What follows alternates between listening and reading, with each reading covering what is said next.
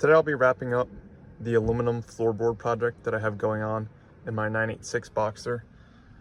And I'll be finishing it off with a 991 generation Rennline aluminum floorboard that I picked up in the Rennline forums for a pretty good price.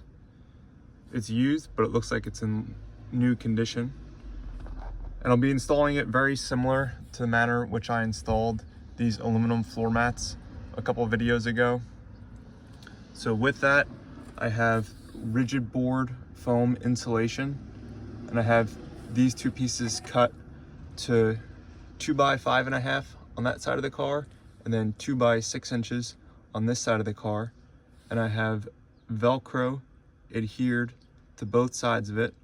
So I'll be removing the tape on this side and adhering it to the firewall.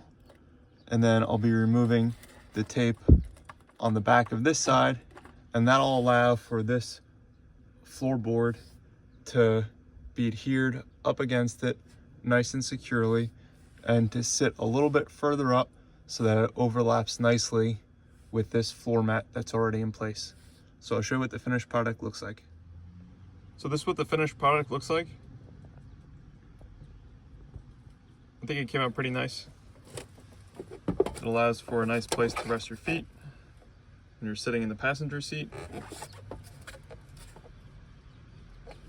One thing I do differently is I would have cut that piece of rigid board to around 7 inches long rather than 5.5. I probably would have did them both at 7 inches.